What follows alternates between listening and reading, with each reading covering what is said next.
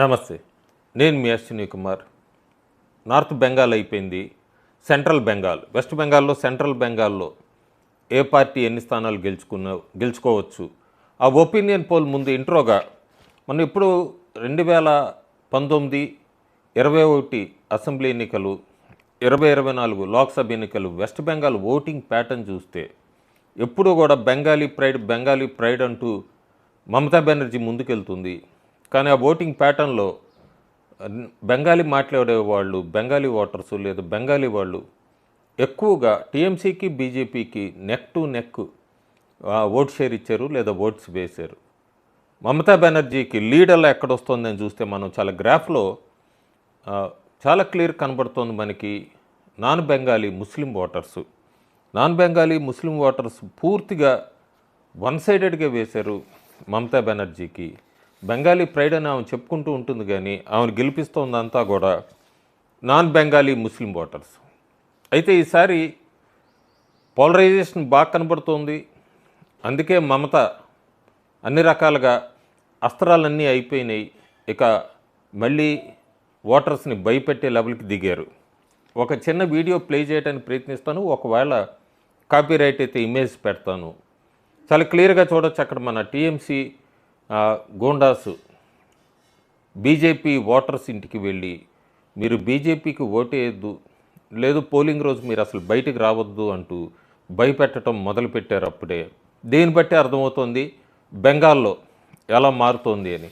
చాలామంది అడుగుతున్నారు, మీరు చెప్తున్నారు బెంగాల్లో మీరు అంతకుముందు కూడా ఒక పార్టీకి ప్రో, కానీ లాస్ట్ నా వీడియోస్ మహారాష్ట్ర, ఢిల్లీ ఇవన్నీ తీసుకుంటే బీహార్, మహారాష్ట్ర బీఎంసీ ఎన్నికలు, తెలంగాణ మున్సిపల్ ఎన్నికల్లో అన్నీ కరెక్ట్గానే వచ్చినాయి. నెంబర్ మారింది కానీ అదే పార్టీ ఫామ్ చేసినాయి. అప్పుడు కూడా ఇలాంటి కామెంట్సే పెట్టారు. కానీ క్లియర్గా వెస్ట్ బెంగాల్లో గ్రౌండ్లో ఉన్న వాళ్ళకి చాలా క్లియర్గా తెలుస్తోంది వేవ్ ఎటు వెళ్తోందని. సో సెంట్రల్ బెంగాల్లో జిల్లా పేరు తీసుకుని ముర్షిదాబాద్లో 22 స్థానాలు ఉన్నాయి. 2021లో టీఎంసీ 20 గెలిచింది, బీజేపీ 2 గెలిచింది. 2026లో ఎలా ఉంది పరిస్థితి?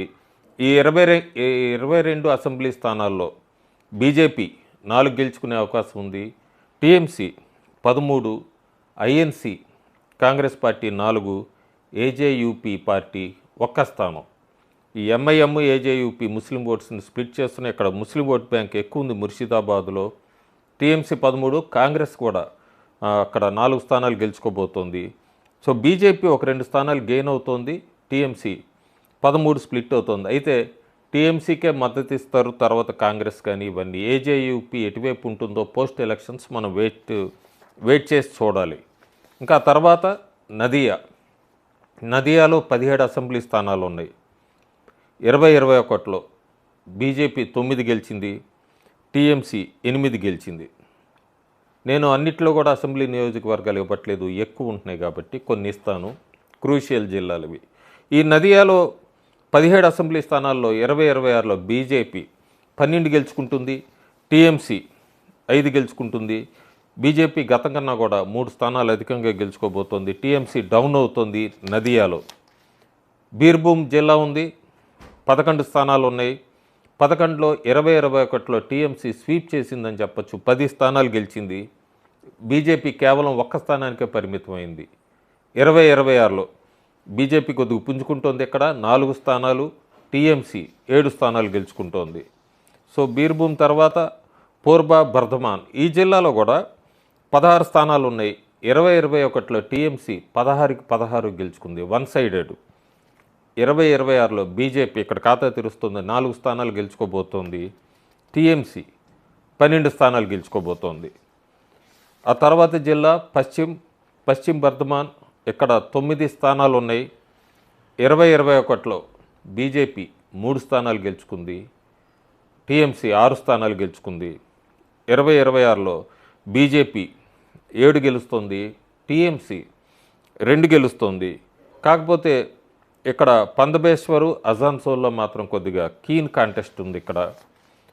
ఆ తర్వాత జిల్లా మొత్తం అంతా చూసుకుంటే మనం సెంట్రల్ బెంగాల్లో మొత్తం 75 స్థానాలు ఉన్నాయి. 75 స్థానాల్లో ఓవరాల్ ప్రొజెక్షన్ ఎలా ఉండబోతోందంటే 2021లో చాలా టీఎంసీ అద్భుతంగా పర్ఫామ్ చేసింది. 70 స్థానాల్లో 60 గెలుచుకుంది.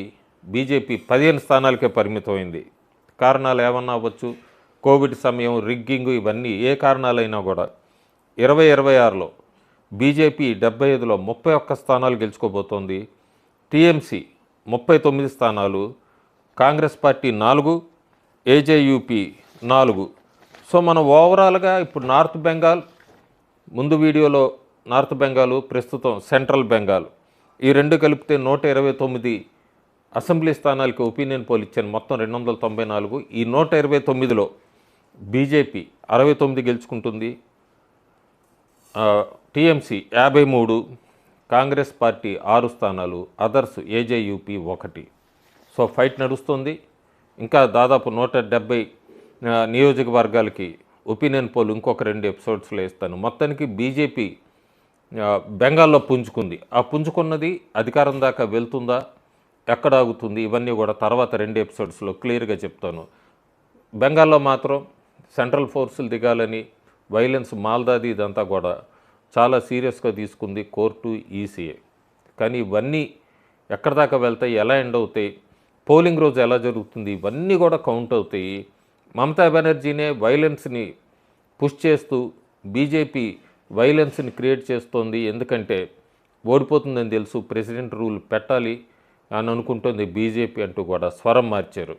ఈ స్వరం మార్చటం, టీఎంసీ గూండాలు బీజేపీ సింపథైజర్స్ ఇంటికి వెళ్ళి భయపెట్టడం, అట్లాగే జ్యుడిషియల్ ఆఫీసర్ని బంధించటం, ఇవన్నీ కూడా మమత భయపడట్లేదంటారా?